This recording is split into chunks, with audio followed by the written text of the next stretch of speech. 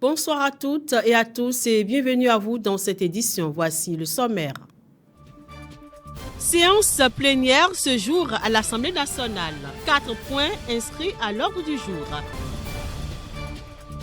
Peut-on pratiquer rigoureusement la sanctification et prospérer dans ce monde corrompu? Le révérend Athanase Kadja, homme de Dieu et entrepreneur, répond à la question s'appuyant sur des versets bibliques dans cette édition.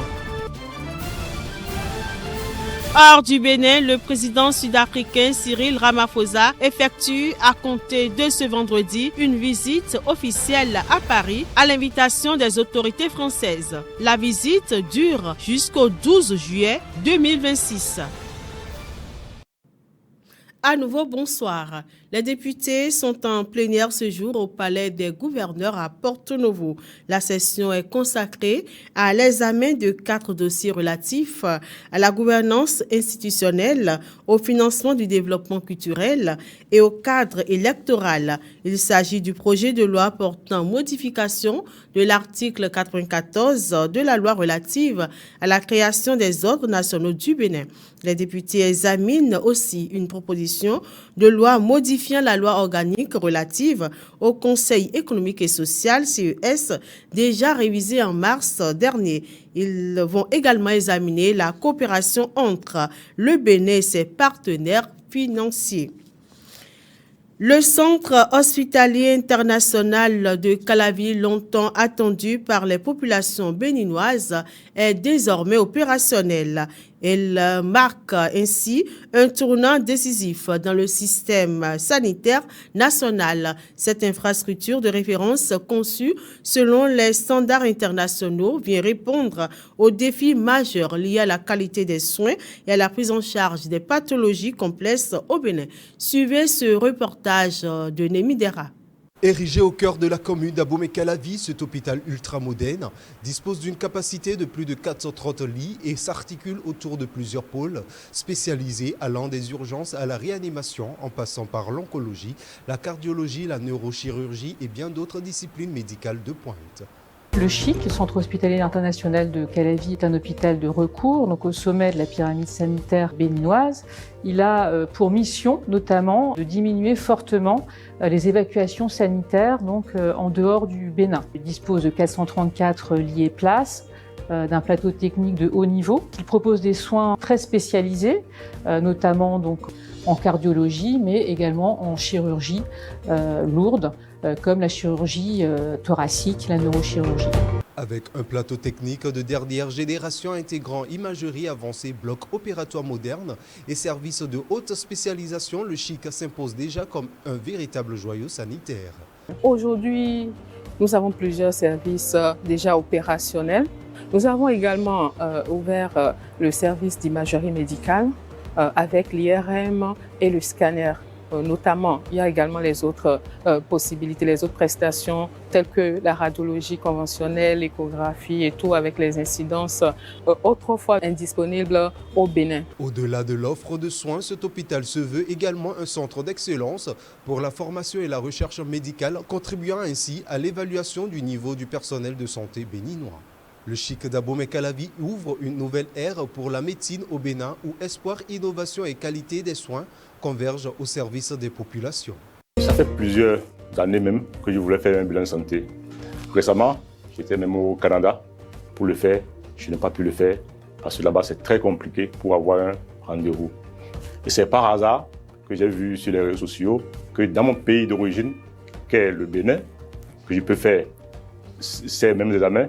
Automatiquement, j'ai appelé le numéro du CHIC, j'ai eu les informations et je peux dire que c'est en moins d'une semaine que nous avons planifié tout ce que vous voyez aujourd'hui. Le CHIC aujourd'hui n'a rien à envier à ces hôpitaux que vous voyez en Europe, à ces grands centres. Et nous remercions vraiment le gouvernement de notre pays pour avoir eu cette idée, pour avoir donné cette occasion aux Béninois de se faire soigner dans leur pays. Désormais fonctionnel, il incarne la vision des autorités de doter le pays d'un système de santé performant, accessible et compétitif à l'échelle sous-régionale. À Cotonou, les nouvelles règles de circulation instaurées par les autorités sont désormais plus ou moins respectés. Si certains s'y adaptent difficilement, les conducteurs de taxi-moto semblent plutôt satisfaits. Ils se sont confiés au micro de Félicité Boton et Aimé Benou.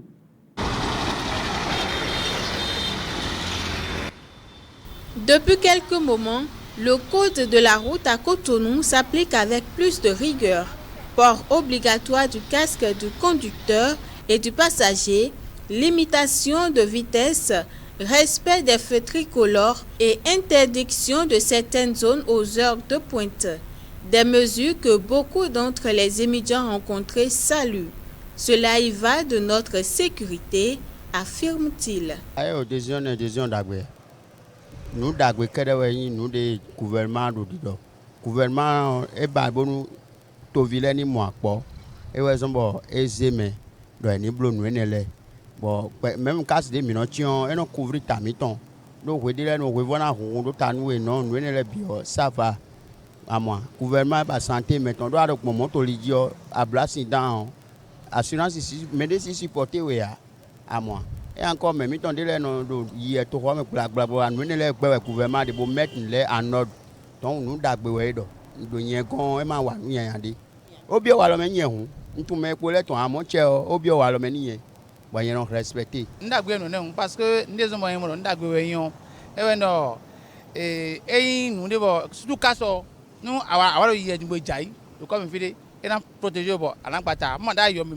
amino mo zumja ko ko en pata bo kekete to no le bi se yo eno uvenu betole bo uvenu param to le su po kala uvenu gouvernement de su donc na je gero mo na bla mi de ya kulu ade me ma mo firo ndo to do se ro se sento brain to se ain to se on la ça veut dire que pour les ane nous me je gangba ku mi ton do ta po ija yo apade ko yo mi do ganjewu de nu gbemi ton eyin dagberu mi mo dagberu me mi se pero gbon fi ene o enawe a chere we ni gbokuru atu me o gbon alo to eji bojo alida hodonu moto no le won dagbe mi me biton we wa lo ene mi me bi ni se to wa lo mi ton le me mo no ni se mo mi ni yin do po no mi na wa nu to mi ton aku wa si wa ne nto to ya akasi wa ne nu kan to ya aku an to fi kwa si poto. Peu à peu, les étudiants intègrent ces nouvelles règles dans leurs habitudes.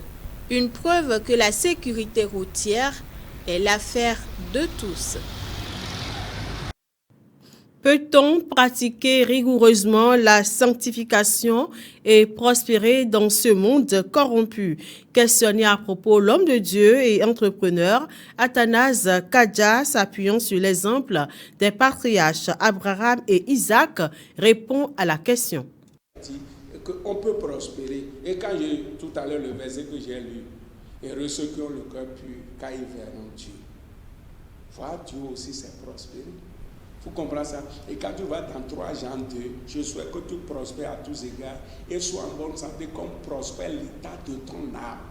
En réalité, notre prospérité est proportionnelle à notre évolution spirituelle. Tu prospères à tous égards comme prospère l'état de ton âme. Ça veut dire que plus tu mets une vie de sainteté, plus tu mets une vie de pureté, plus tu mets une vie de justice, plus tu avances dans tes affaires, il n'y a pas d'obstacle. Parce que Dieu est avec toi. Satan ne va pas venir détruire tes affaires, rentrer dans nos communs, parce qu'il y a certaines personnes qui disent que le diable a détruit mes affaires, le capital est parti, tout ça. Si tu mets une vie de sainteté, il serait difficile au diable de ruiner tes affaires. Donc, on peut bel et bien mener, et c'est ce qui est conseillé d'ailleurs, on peut bel et bien mener une vie de sainteté et prospérer. Dans l'administration, quand tu es quelque part en tant que frère, en tant que soeur, et tu travailles honnêtement, tes patrons te voient. Et quand il y a opportunité pour mettre quelqu'un sur pour tu travailles, tu as la crainte de Dieu, il y a personne qui fait un bon boulot parce que personne ne les surveille, ils ne font pas ce qu'ils doivent faire. Un enfant de Dieu qui met une vie de sainteté, que les gens soient derrière nous, non, je suis allé au boulot, je fais le travail comme il faut. Et même je fais au-delà. Jésus a dit, si quelqu'un veut faire marcher avec toi, va au-delà. Même je fais au-delà. Mes patrons me voient. Quand l'opportunité de donner promotion à quelqu'un arrive, c'est qui on va donner? C'est à toi. C'est à toi. Donc, sois excellent. Soit fais ce que tu dois faire comme tu dois le faire et tu vas voir que tu vas prospérer. Donc, il ne faut pas penser que si je m'invite de cet je ne peux pas prospérer. C'est faux. Au contraire, quand tu m'invites de cet été, Dieu va mettre sa main sur tout ce que tu fais. L'actualité internationale à présent, le président sud-africain Cyril Ramaphosa effectue à compter de ce vendredi une visite en France. Les ambassadeurs de l'Union européenne examinent ce vendredi à Bruxelles certaines options proposées par la Commission européenne pour restreindre les importations de produits issus des colonies israéliennes en Cisjordanie occupée. Et puis, Taïwan se prépare à l'arrivée du typhon Bavi, le plus gros depuis 1995. Le président sud-africain Cyril Ramaphosa effectue une visite officielle à Paris à compter de ce vendredi 10 juillet 2026 à l'invitation des autorités françaises. La visite du président sud-africain Cyril Ramaphosa dure jusqu'au 12 juillet 2026. Il rencontre le président français Emmanuel Macron pour échanger sur les relations entre la France et l'Afrique du Sud. Les deux dirigeants abordent les tensions apparues après le sommet du G7 d'Évian organisé du 15 au 17 juin dernier, auquel Cyril Ramaphosa n'avait pas été invité, la coopération économique, les investissements, la transition énergétique et les principaux dossiers internationaux. Au cours de cette visite, Cyril Ramaphosa co-préside également des réunions de haut niveau au siège de l'Organisation des Nations Unies pour l'éducation, la science et la culture UNESCO à Paris. Un dîner officiel lui est offert par le président Emmanuel Macron. Le président sud-africain est accompagné de la première dame et de plusieurs membres de son gouvernement. Les ambassadeurs des 27 États membres de l'Union européenne examinent ce jour à Bruxelles des mesures proposées par la Commission européenne visant à restreindre les importations de produits provenant des colonies israéliennes en Cisjordanie occupée. La première option consisterait à appliquer une interdiction d'importation partielle ou totale à l'instar de ce que font l'Espagne et l'Irlande. La deuxième reprend une proposition franco-suédoise présentée en avril dernier. Et la troisième option serait d'imposer des droits de douane prohibitifs. Mais la Commission souligne qu'Israël offre déjà des remboursements aux colons, ce qui réduirait l'efficacité d'une telle mesure. L'option choisie devrait être adoptée au titre de la politique étrangère. Or, celle-ci a jusqu'ici été impossible à obtenir, comme dans le dossier de la suspension, même partielle, de l'accord d'association Union européenne-Israël. La chef de la diplomatie européenne, Kaja Kallas, préconise pour sa part d'en faire une mesure purement commerciale, ce qui ne requiert qu'un vote à la majorité qualifiée. Taïwan est en état d'alerte avant l'arrivée du typhon Bavi, attendu dans la nuit du 10 au 11 juillet sur les côtes nord et est de l'île. Considéré comme le plus vaste typhon qui menace le territoire depuis 1995, il pourrait générer des vents atteignant 200 km par heure jusqu'à 900 mm de pluie et des vagues de plus de 6 mètres. Par mesure de précaution, les écoles, bureaux et administrations ont été fermées dans plusieurs régions. Les habitants se sont approvisionnés en nourriture et les commerçants ont protégé leurs magasins. Les autorités ont également suspendu la plupart des liaisons et annulé de nombreux vols avant le passage de la tempête qui devrait ensuite se diriger vers la Chine. Nous sommes à la fin de cette édition. L'édition, vous pouvez la resuivre sur Facebook, YouTube, Instagram, TikTok et Insta. Bon week-end à vous par anticipation et merci pour votre fidélité renouvelée.